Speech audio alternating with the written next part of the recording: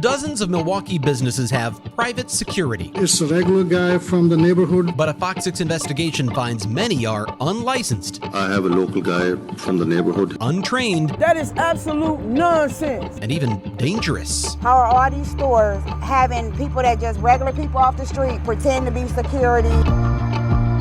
This week on Open Record, we're very passionate about this. A deadly shooting leads to a new city ordinance. It's a bad law. And why powerful forces. Do you believe this ordinance is illegal? Yes. Are fighting to kill it.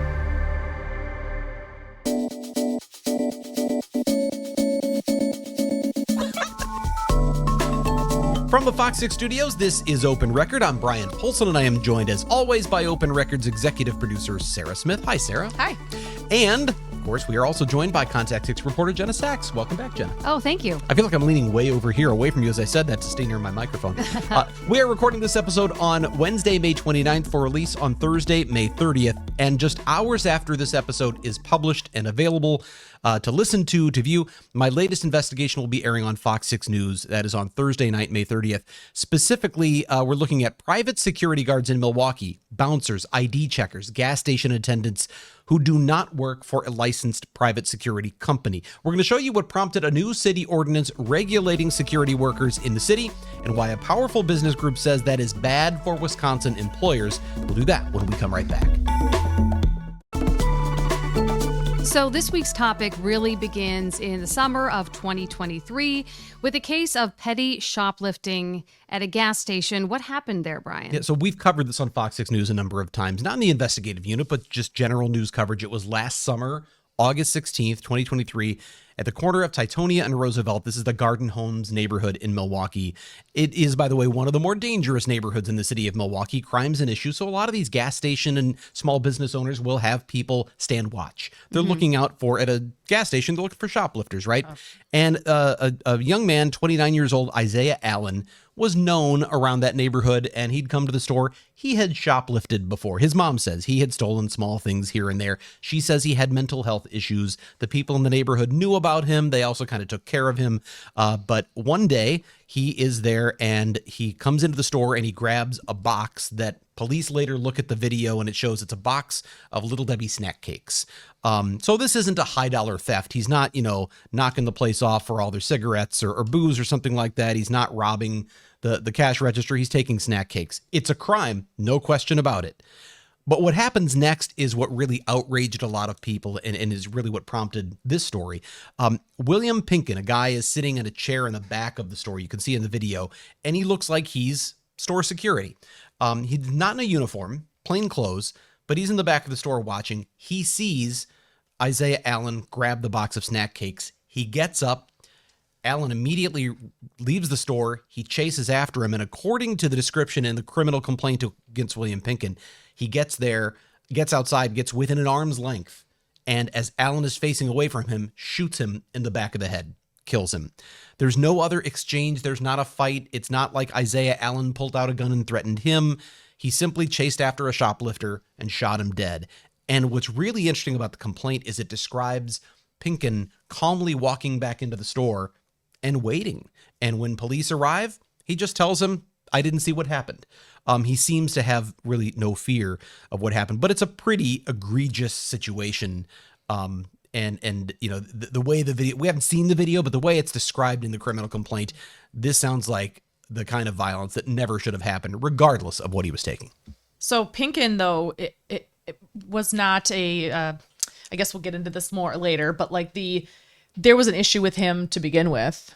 The pretty big issue that comes out quickly is that, so who is this William Pinkin, right? Yeah. He's not in a security guard outfit. Is he really a security guard is the question. Well, that's a big part of this story is what does it mean to really be a security guard or to work security and what are the regulations that entails? Well, William Pinkin was not a licensed security guard. He didn't work for a private security company, but worse than that, he had just been released from prison in March of 2023. So 5 months before this happened, for a 1989 homicide. So this is a convicted killer who is securing the store that he then pulls out a gun and shoots someone dead without much of a thought, according to the complaint.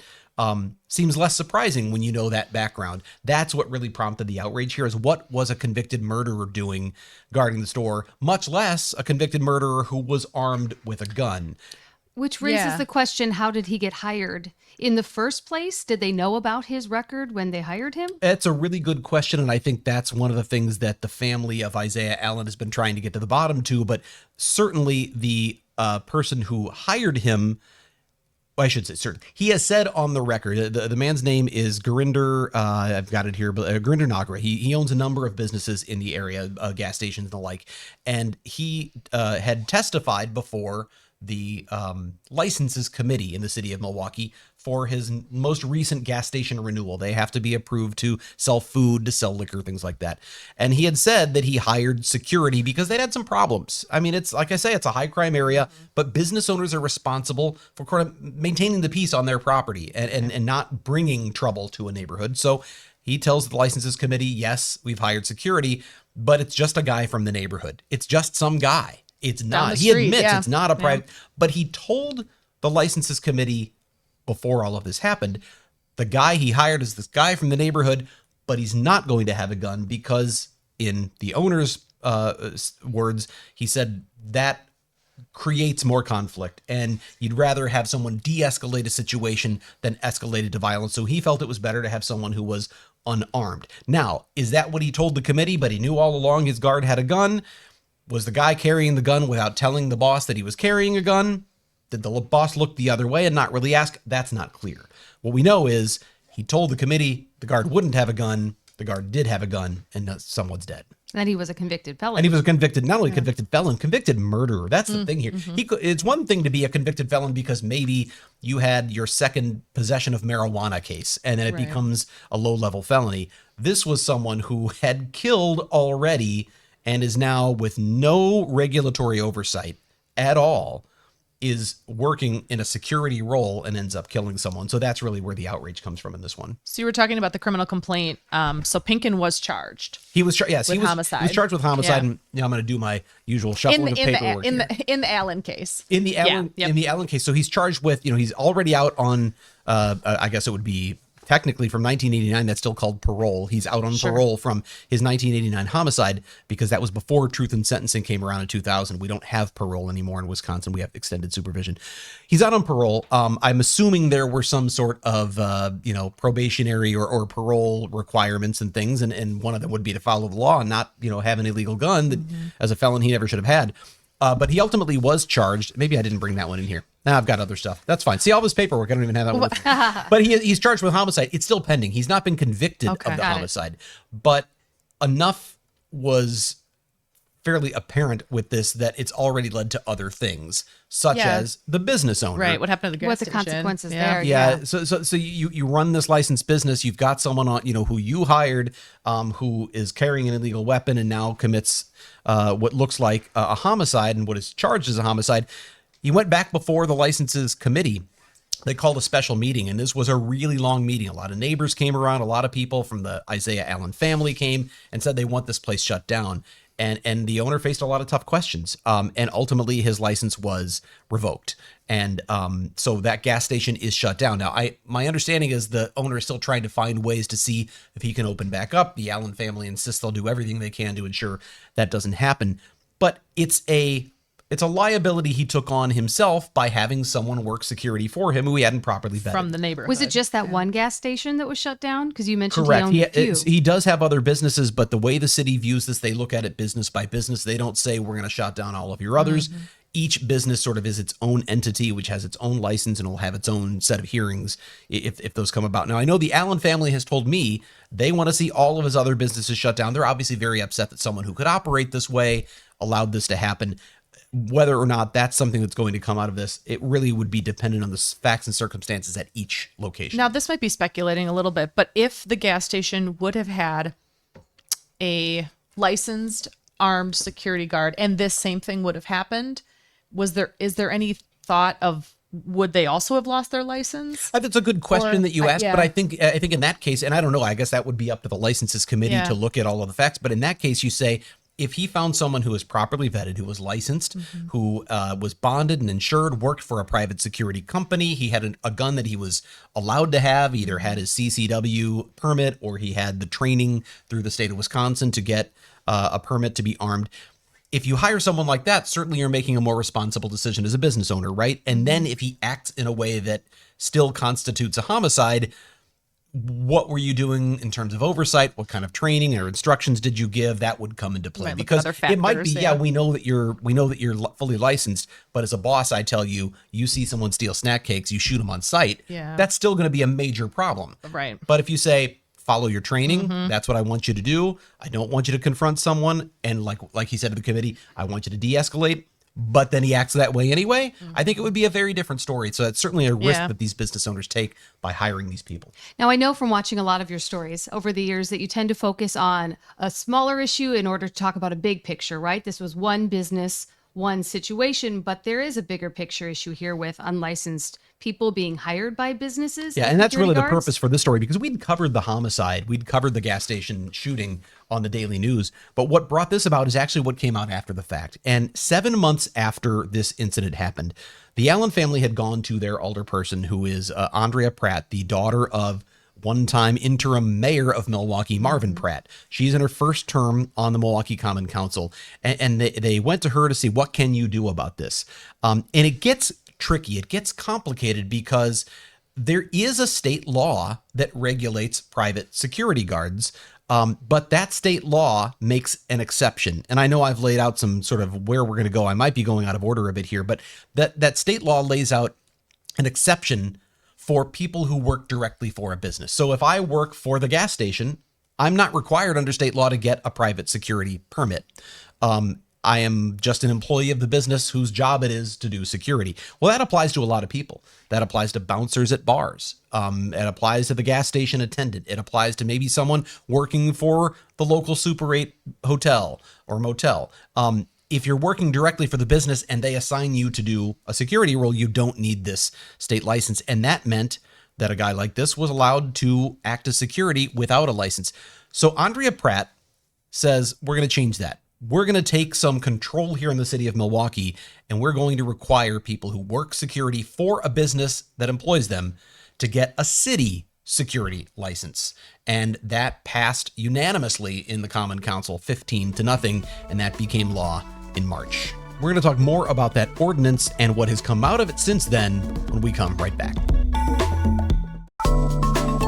Okay, so state law for Wisconsin says that you need a license to be an armed security guard. Or to be any kind of To be security any guard. kind of Yeah, security guard. yeah. Okay, so then how is that different than what's... Well, I've got the state law right here, and this is Yeah. so the state law. And private security guards are regulated by the state, but it's very specific that it says that no one may do, any of the following. That includes being a private detective, investigator, special investigator, or private security person, unless they meet some of these things. And one of them is they have to is if they work for, where do I have it says here, if you work for, yeah, there we go. You need a private security permit if the individual provides evidence to the Department of Safety and Professional Services, that's the state, that he or she is an employee of a private detective agency. So this applies to employees of specific private detective agencies that have a private detective agency license. If the agency you works for has a license, then you can get a private security permit. But that law makes exceptions, and specifically, I think this is where it is in section whatever this is, 440.26, paragraph 5 or subsection 5. There are exemptions written out, and it says it makes exceptions for any employee of a commercial establishment while the person is acting within the scope of his or her employment. And as I said earlier, that means a whole swath of people who work security for a living are not required to be licensed or permitted, or at least it appears that way from a quick reading of the law. So that does mean bouncers, ID checkers. It means people who work gas station security and other places.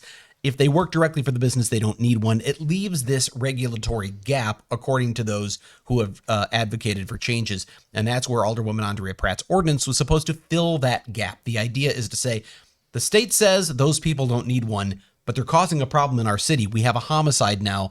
We want to fix this. So to close that regulatory gap, her ordinance says anyone who's working as security personnel in the city for a licensed business.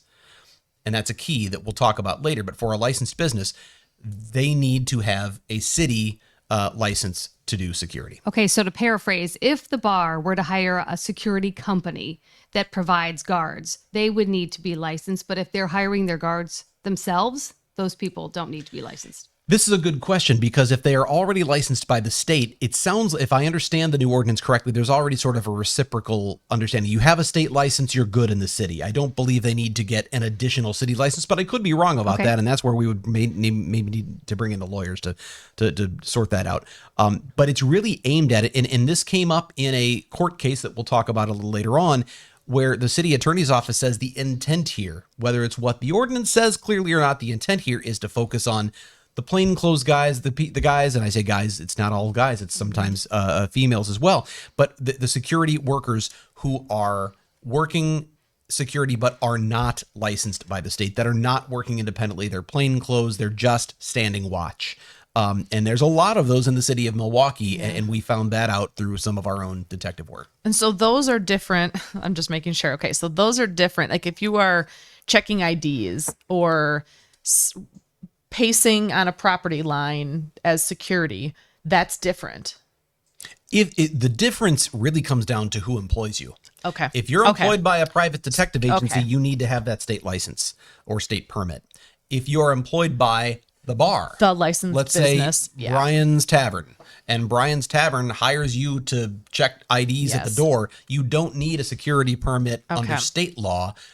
But under this new ordinance, you would need one. And that's and it really comes down to, is your primary responsibility to do security work. And so the opponents of this have said that could apply to all kinds of people. You could be at the library and you could be assigned as part of your job to make sure that nobody uses the bathroom who's not supposed to use the bathroom. And they say, does that person now need a city license? And there's been some debate over whether or not it really goes that far, but it's aimed at bouncers and gas station workers and hotel security, people who are patrolling as their job, and for one reason or another, whether it's checking IDs or it's settling fights and arguments, or whether it's preventing shoplifting.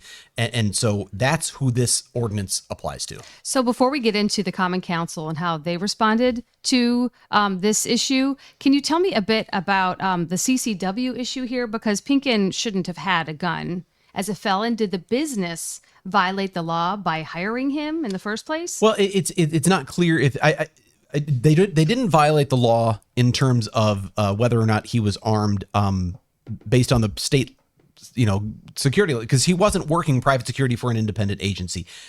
He was independently violating the law by having a gun because he's a felon. And as a convicted felon, you can't have a gun in Wisconsin. And so he shouldn't have had one. If the business knew he had a gun, I imagine they would have, at the very least, opened themselves to some great liability. Right. It's obviously cost them their business license. So they've suffered consequences. Whether or not they broke the law in some way by doing that is not entirely clear to me, but it certainly has cost them dearly by him having that gun. Sure. Okay, so what about the Common Council? You said they passed it unanimously? So the Common Council passes this ordinance unanimously, but opposition formed right away. So you get this unanimous approval. The Common Council says, yes, we know this is a problem in the city. It's not just this one gas station that's hiring people who have maybe questionable backgrounds. We think it goes much broader than that. So and we want to be able to get some more control. So they pass this thing. What it does is it requires anyone who works security to go through a criminal background check and to pay a $100 license fee. That's the original version. Now, there have been some amendments since then, which I'll talk about in a bit, but that criminal background check is key. It doesn't mean that if you have any crime on your record, you can't be what it means is if you have one, you now have to go before the licenses committee and they can evaluate whether or not your criminal record substantially relates to the job of working security. Right. If they find a William Pinkin comes through and you have a homicide conviction, they're probably going to say, I don't think you're going to get a city license. But if you're, as I said earlier, if it's maybe a past drug conviction, if it's something that doesn't relate specifically to security, then they may well say you're fine, but you've got to go through that process. There are a lot of businesses who looked at this and said, this is terrible for business. It's going to be costly because every bar bouncer we hire, we now have to put through this process. We got to pay a $100 fee. It's going to be costly. If we have to hire professional security at an outside firm, that's much more expensive. So the business community is fighting back. And within weeks of this ordinance passing, they filed a lawsuit.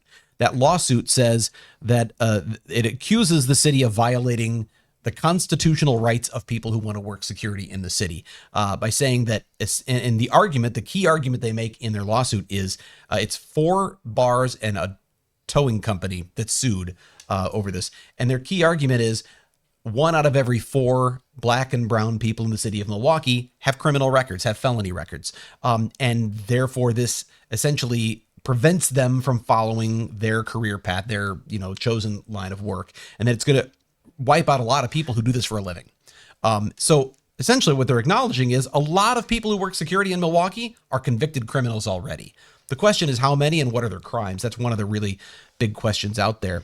But that's their key argument, is that this would simply violate the constitutional rights of these individuals. So they didn't see that second layer of, to your earlier point of like, okay, yes, just because you have a conviction on your record doesn't mean you cannot get the license. We're just going to peel back that onion a little bit and see what the next layer is. So the businesses don't see that as they're just taking extra steps. They don't seem to be see satisfied. I think they're concerned that it still puts people at risk who've been doing this. And as an example, they use someone in their lawsuit, a guy named Brandon Miller. And Brandon Miller is he's one of the key plaintiffs in this case. Brandon Miller has a felony conviction. In fact, he has 2 on his record, and one of them is for substantial battery domestic violence. And that he had, I think, pushed his girlfriend's head down into the bathtub until she couldn't breathe. He punched her, drew blood, and he ultimately was convicted of felony domestic violence causing substantial bodily harm. He is the person they're representing that would be harmed by this because he couldn't work anymore. I spoke to Brandon Miller on the phone, and he said something that really stood out to me. He said, guys like me make the best security guards. And I said, what do you mean, guys with convictions? He said, well, no, I mean guys with experience. You don't have to have a conviction, but it seemed to me he was hinting at guys with these problem backgrounds are also maybe they're guys who are a little more intimidating. They're dealing with problem people. And he said, I don't know where he got these numbers. This is his perception, but Brandon Miller said 80% of the security people in Milwaukee are convicted felons. I don't know if that's true. But it if feels it like is, it to him at least. It feels like it to him. He's in the industry. He's a bouncer at a tavern in Bayview called Revel Bar. And he says at other places as well. And he says, guys like me, we're the ones who kind of do this. And he said, if you wipe us out, if you take us out, then a lot of these businesses are going to have to close because they need us to do the proper security. He was dismissive of professional security workers who he said are often female, often small and easily intimidated, or he's called them timid. He said, I'm not saying that women can't be good security guards, but I'm just saying they're small and they're timid and you need guys like me. That's the overall impression he gave. Is it gives the impression that he's saying you need a tough, rough, convicted felon to secure your business. Well, and could they, hypothetically speaking, if they know maybe what to look for as someone is potentially about to shoplift, do they know maybe something to look for versus like me looking around a store going, everything looks okay. Maybe someone like that could. It's possible they are good at what they do. Right. I'm not suggesting that this Brandon Miller doesn't. He's probably, they wouldn't have made him a plaintiff if they didn't think he was probably a pretty good security, good bouncer at the bar. But not only does he have that substantial battery conviction, he was just convicted this month of stealing a $50,000 Dodge Ram from a dealership by using a false ID. And when you look at that, do your crimes relate to what you do? His job is to check IDs. Right. And here's a guy using a fake ID to steal a $50,000 car. Is he trustworthy? Would he have gotten a city license with that in mind? Probably not, I'm guessing. Right. But the question is, should he? And should someone like that be operating a business? As the Allen family says when they hear that, they say, if you're looking for someone who's going to de-escalate, well, he's already got a violent criminal conviction for domestic violence. Is he the type of person who de-escalates? Now, he said to me on the phone he is. He's very experienced at de-escalating situations. But it does certainly raise those questions, and that is one of the reasons that I was asking the attorney for these businesses: is he really the best representative of the people who would be harmed by this? That's the person they chose. Do you think there's an argument for the businesses that they won't be able to fill these jobs? I then think they'll be less secure? I think that's one of the concerns is there's a shortage of people, but I think their biggest concern is the expense. The regulatory oversight, the expense, that $100 fee per person, it's probably going to be the business that has to end up. If you're trying to attract somebody to come work for you, I'll pay your license fee, come work for me. But on top of that, you've got to find people. If 80% of the people, if he's right, if Brandon Miller's right, and 80% are felons, and a lot of those felons have crimes that would keep them from getting a city license. Those are people these businesses can't afford to hire because they risk their liquor license. They risk their food dealer's license. So under this ordinance, they're saying that could be a real concern. So the businesses, though, aren't the only ones coming out in opposition, right? No, so we went to a hearing where the businesses were asking a court to put this ordinance on ice, put it on hold while their lawsuit progresses. And a judge said, you haven't proven your case, so this case is going to go forward, or this ordinance is going to stay in place. But something else came up at that hearing that wasn't in the initial lawsuit, and it has to do with a state law. So now we have state lawmakers and one really powerful Milwaukee business group who've joined them in opposition to this ordinance. And we're going to talk about that when we come back. Brian, you said earlier that there are 4 nightclubs and a towing company that are suing to block the city from regulating security guards. But as you've also mentioned, they're not alone. They have a big ally now. So who else is fighting this? So when we were, before I tell you who that is, we'll go back to this lawsuit where I'm sitting in court and the attorney, Emil Ovbiageli, who is representing these businesses, speaks up and he says, in addition to what was in our brief saying this is unconstitutional, that it's going to be that the definition of security is too broad, that it's going to prohibit all these people from getting jobs because they're felons. He said there's one other thing. Turns out there was a state law passed in 2015 that says cities all across the state of Wisconsin can't create any new licenses at all because there were forces in the legislature who felt that was it was overregulation. It was too much regulation on businesses. And one of the key business groups behind that is the Milwaukee Metropolitan Association of Commerce, the MMAC. I did reach out to them for this story, and they sent a statement. They didn't do an interview. They sent a statement saying that Milwaukee is already the worst place in Wisconsin for businesses to employ security workers, and that this makes it even harder for them to do so. So they oppose this ordinance. But it's important to know that the president of MMAC is Dale Kayenga, who was a state representative. And when he was in the state assembly 9 years ago, he co-authored that legislation that blocks cities, towns, and villages from creating any new professional licenses. So I reached out to him to ask about this. And he's the head of this business group that he said, we're trying to kind of keep some of the politics out of this. So he didn't want to do an on-camera interview. He actually had their vice president send the written statement. But he did tell me that he does believe that legislation they passed 9 years ago was intended to prohibit things like this new Milwaukee City ordinance. They believe that this ordinance is illegal. It shouldn't even exist. And that's what the attorney for the businesses argued in court. As it turned out, the judge said, well, you haven't given us enough notice to address this now. It's a preliminary injunction hearing, which is just a hearing that says we're going to decide if we put the ordinance on hold temporarily. She said no. She declined that. And so they will have another hearing in August, which we'll talk more about in a little bit. But in the meantime, you've got more and more opposition that's coming out. And MMAC is a really powerful opposition group. They have a lot of political influence. Did Alderwoman Andrea Pratt have anything to say? I reached out to her after this. She has not responded to me directly, but she's responded in the Common Council. Among the things that were raised in this injunction hearing were concerns about the cost, the $100 cost, but also the question of who would actually need to get these licenses and when, because they said it came on so quickly. There's no process to actually get a license right now in the city, even though this ordinance is in place. And what the city said was their intent was not that everyone immediately needs a license. Their intent was that when licensed businesses come before the Common Council, before the Licenses Committee for a renewal, or if they're coming to get with a new application for a Class B tavern license or something like that, they will often in their business plan represent that they have security, or they will be questioned about crimes that have occurred or nuisances and other things that have affected neighbors. And the council will ask them, what are you doing to deal with that? And they'll say, we're hiring a security guard. I've got a guy from the neighborhood who's going to do security. We're going to have private security. The city is saying now, and they have now amended the ordinance. It has not been approved by the full council. It has been by the Licenses Committee. They're amending this ordinance to say, specifically, this will come up at a license hearing when a business represents that they have security. At that time, whoever they hire for security must have this city security permit. It's also clear they clarified in the ordinance that it is the business that would be on the hook for that.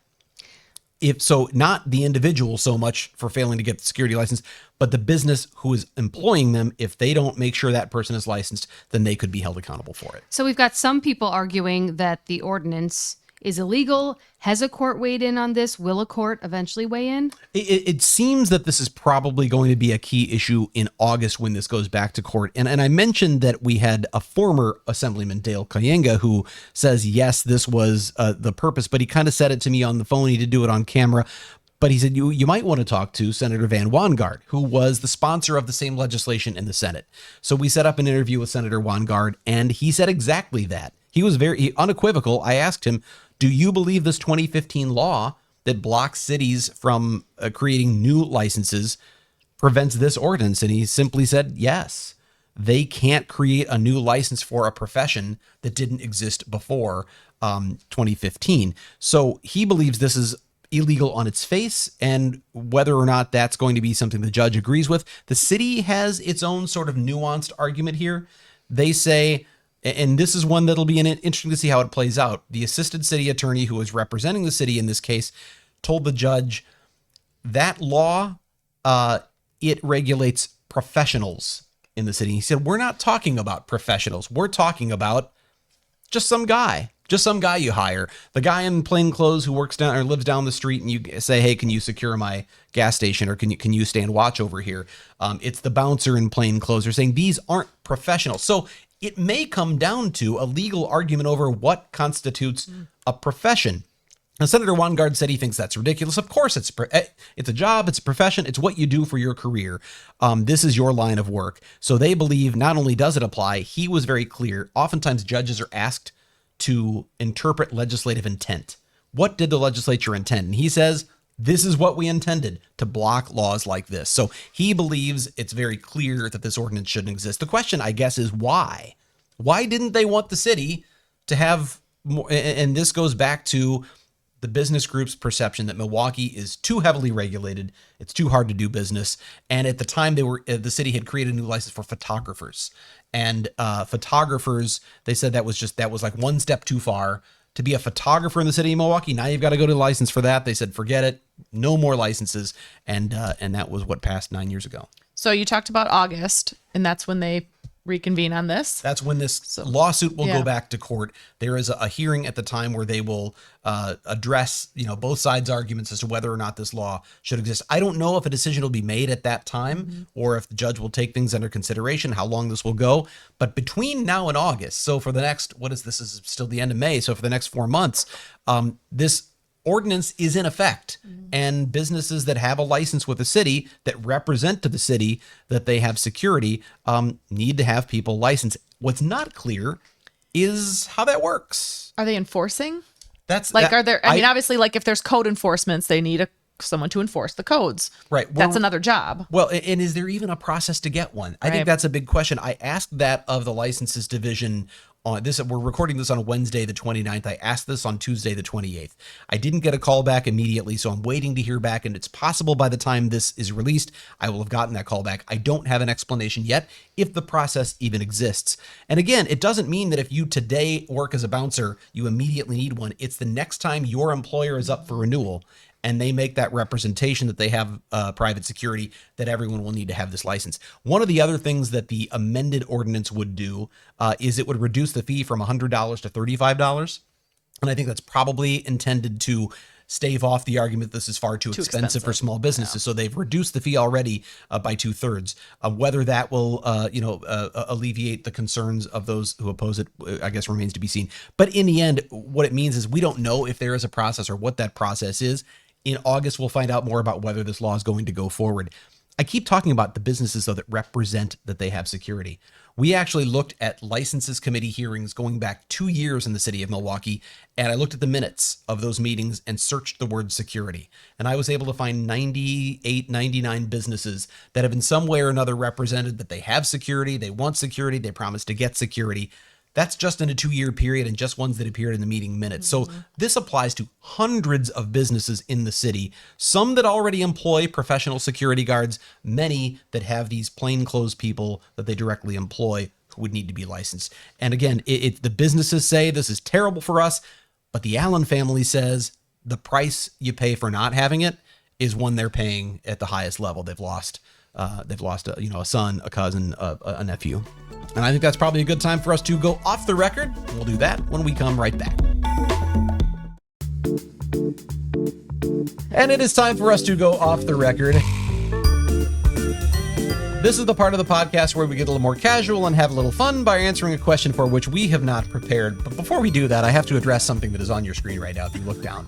And it says, it's the title of the episode, because you know the subject matter has been people hiring just some guy to do security. But Jenna pointed out that she actually got the giggles at one point earlier because, like, right now you look at it and it just says, like, it looks just like some guy. You often look at your TV screen and they title the person who's on the screen. It looks like it's just saying, I'm just some guy. And quite frankly, for a lot of people, I probably am. Like, who's that guy? He's just some guy. That's Brian. That is not what it means. It's that's me. I'm Brian Pulse now. Just some guy is the title of the episode, and Dave Machuda is going to save a screenshot of this, and he'll use it for years to come. I'm going to get you something for your desk. You know how some people have their like title? Nice names, just say name just plates, some guy just and some name guy. plate. I Put it on think your desk. Dave's probably going to get me a screenshot of this, and we'll hang it in a frame in my office, Okay. back of my desk. Anyway, so you have the question of the week. Let me start with, it's someone's birthday today. Oh, Whose birthday is it? Wisconsin's. Oh. What? Yes. On this day, May 29th, 1848, Wisconsin became a state. Wow. It's 176. Happy birthday. You know, what's funny is that's not that, like, I think as I get older, that doesn't seem that long ago. middle age, right? 176. Like, you know. I bet it wears ankle I'm socks. 51. That's a few of me ago. That's not that long. Okay. Wisconsin. Wow. Okay. All right. Okay. So happy birthday, Wisconsin. However, we're going to talk about things that are very Wisconsin. So this could be a tally. I can read these. We'll see how this goes. Okay. These are things like, how Wisconsin are you? You've grilled when there's snow on the ground. Oh, absolutely. Yeah. Sure. Okay. But no longer with a wire brush do I clean. No, Thank you. I Check learned out it. I'm that telling a contact friend. sense report. Right. You've eaten a Friday fish fry. Oh, Yes. I would probably kick you guys out if someone said no. You argued about where up north starts. Oh, Yeah. yeah. Or at least had discussions. Yeah. Okay. Right. But where Wausau. does it? Where Where does it start? Oh gosh. North of Wausau. I would go higher. Yeah. I think I so would too. think I could, like I could north be of Green agreeing to that, Bay. yeah. Yeah. I feel like everyone's got a different, like, where the cutoff is. Instead of going as like a highway cutoff or something, I think it's when the trees look just right that you go, True. "Oh, this is up north." Yeah. Let's go up north. There's a time when you know you've gotten to The up north. density. Yeah. But then there's like a real up north. Like There's Bayfield? Like a, whoa, okay, this is yeah. different up That's what north. I Yeah. think. Okay, That's fine. far. Tomahawk. Yeah. Tomahawk is far also. That's Yeah. that's up north. Okay. Green Bay is not up north. You've worn shorts in March, even when it's too cold. I mean, I don't do that, but I know plenty of people who do. Dave Machuda. You've prayed for the Packers.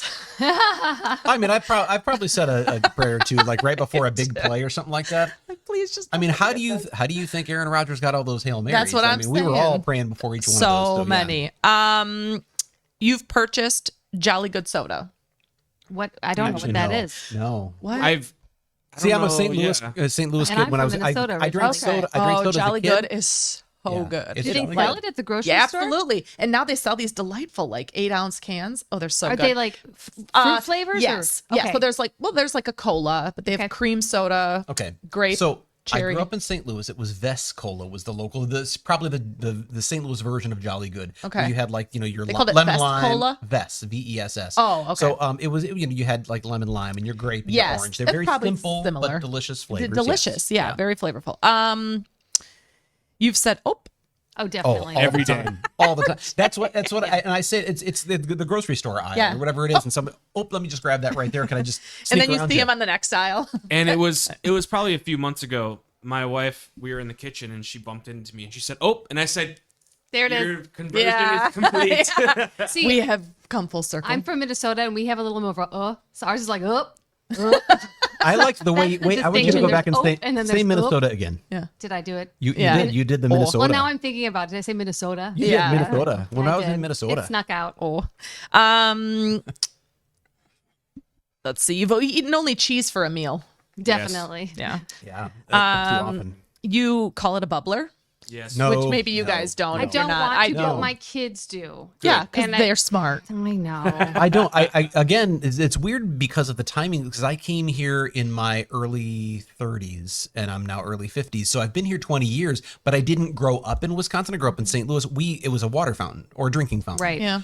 There was no such thing as a bubbler there. So Well, that's water one fountain that. is like the like. Well, but I'm just saying, statue. like Yeah. in my head, I've never associated those things. Like I think you probably use them more often as a child than ever because you're in school, right? Yeah. And so I think it's more of the water fountain, word of drinking it, like the fountain. semantics. Right. Like Yeah. it's. I don't know why I can't do it. I've also been here 20 years, and I just, for some reason, can't get myself to say Yeah. bubbler. No, I haven't come around to that one. Okay, this is not on this list, but one of the things that I feel like is very regional is, okay, so if your house is right here and there's another thing right here, but it's like across the street, what do you call that? Oh, Kitty yeah, corner? Kitty corner. Kitty corner? Kitty corner. Yeah, diagonal. kitty corner. It's What do you call it? It's diagonal. Okay, no, you're canceled. Kitty corner, I don't know, because then is it catty corner? Well, Kitty that's what corner? I'm saying. Yeah. Like I know some say catty corner, which I'm If like, I was that's using weird. one or the other, it would be kitty corner, but I just don't like the term either way. Okay, Yeah. it's kind of how I feel about in Door County when they say Fish Creek. It's Fish Creek. Oh, it's, yeah, no, it's a Yeah. creek. That's Is that like right. Johnson's Crick? Yeah. Do people That's say what that? they say. I feel like. Yeah, We're no, you're out there. probably right. Have you ever been to a baby shower at a bar? I see babies in bars. I can tell you that. Wait a minute, this sounds like that movie with Reese Witherspoon. What's the one where he's like, Oh, Sweet Home Sweet Home Alabama. Alabama. You have yeah, a yeah, baby yeah. in a Baby bar. in a bar. But in Wisconsin, I think that's not uncommon at all because people do a lot of family. There will be Yeah. events, birthday parties, and other things or whatever where I kids are have been to a present. and baby it's, shower. Yeah. It was a bar restaurant. But, Fair I enough, mean, yeah. close enough. What about Kringle? Have you eaten it? B said this is my favorite Kringle at this No. establishment. No, I've had one, but I love I'm not. Kringle. They're so good. See, I'm not. Kringle's okay. I'm not. You guys probably already know this about me. I'm a salty snacks kind of person. Mm-hmm. So sweets, I like them sometimes, but it's more chocolatey stuff. So Kringles and things aren't really my like pastries. Not my thing. But also like distinguishing between the different types Yes. and knowing what the original one is. Like that's when you've been here for a while. Yeah. Like the original is so good. Yeah. See, They're you so say puffy. you say, They're It is. bigger. They're- yeah. but you say more Kringle. filling. My ear hears Pringle, and I'm like, ooh, Pringle. Ooh, salty. Yeah, that sounds great. Salty chips. What about? Where was the one I just saw? Ooh. Oh boy. We're not keeping track of points because I'm No. probably. I'm a. Have you ever I think called an I'm- ATM a time machine? Yeah. Oh, Oh, yeah. Wait, I have a story about that. So I came here again, transplant. I come here in the early 2000s, and I was out on a story where we do man on the street interviews, and I was approaching people. You know, they were driving past me downtown, trying to flag them down to see if they do an interview. And a guy pulls up to me, and he was in a kind of a long station wagon, like an old fashioned station wagon, and it looked a little beat up, and he had a funny look on his face. He looked a little confused, and he said, "Hey man, you know where I could find a time machine?" And I was like, "No, thanks. We'll talk to you later." And I went back to the photographer and I said, "That guy just asked me for a time machine." And he was like, "Oh, the ATM's right or whatever." He's like, right around the I didn't corner. know what that was. Yeah. Well, what about supper clubs? My in-laws say that sometimes. Yeah. I've been heard to that. that. I'm like, They oh, go to yeah. them, Oh, yeah. Yeah. Oh yeah. You said. Oh yeah. Oh, yeah. So all right. So I've always been a fish fry person. I love fish fries. Okay. I love. That's one of the things I love most about Wisconsin is that feeling of the sort of the down home supper club. So what? Okay, what makes a good fish fry? Is it the fish? Okay, but like, is it like the tartar sauce? Is it like The really batter. good? Yeah, like is it? I kind of agree. the It can't crunch? be soggy. It has to be No. like crispy. but like thin, like beer batter almost. Yeah, beer batter. I don't want like thick batter. No, I mean, I think to me, I mean, I do like a good perch because I like a good, like just a really nice, flaky, juicy fish. I like that. Yeah, I like a little light batter. I'm not the big heavy batter, but I think it's got to be paired with some really good potato pancakes. I mean, crispy fries and good delicious. ranch. Yeah, Oh, like definitely. homemade. Oof. I Gosh, was I'm really wish that hungry. they had fish fries where you could get a little of potato pancakes and fries. That's one 'cause I thing. hate You I can. didn't You know. just have to order it. Well, I never sure? think to do that. No, I always me feel like I neither. got to choose, and that's a difficult choice. It is because I want a little bit of everything in life. Yeah, mainly. but, right. But yeah, like give me one cake and like No, but just here's a handful of this it. is the fish fry question. This is a real Wisconsin. So, and my wife asked this the other day. Why does every fish fry have coleslaw? And does anyone really eat it? Yes, If it's good, I love coleslaw. Okay. but it's But very why, specific. how did that be good. become associated with fish fries specifically? Like, you can't get a fish fry It's and not probably have the coleslaw. acidity in the coleslaw. Yeah, I thought about a Okay. texture thing too, because fish can be just Yeah. kind of like soft in general, and so the coleslaw Gives you some offsets crunch. and gives you some crunch. That makes sense. And I guess, like, because I like lemon on fish, which gives you that, your same thing, Yeah, you're the acidic, acidity, whatever. So yeah. maybe it's got a little bit of that. I've never been a big coleslaw person, although I'm warming up to it. It's not like pickles with me where I won't eat them. But all right, we better take a break. That's probably enough of this one. We're going to take a break. We'll wrap things up when we come right back. If you have a topic you would like us to discuss here on Open Record, or an issue you think we should investigate for Fox 6 News, send us an email to fox6investigators@fox.com. As always, thank you to the people who make this podcast possible, including our executive producer, Sarah Smith, our editor, Dave Machuda, and our chief photographer manning the video switcher, that is Kale Zimney. And of course, thank you for being on the podcast again, Jenna. You bet. Jenna Sachs, Contact 6. And with that, I'm Brian Polson. We'll be back next week.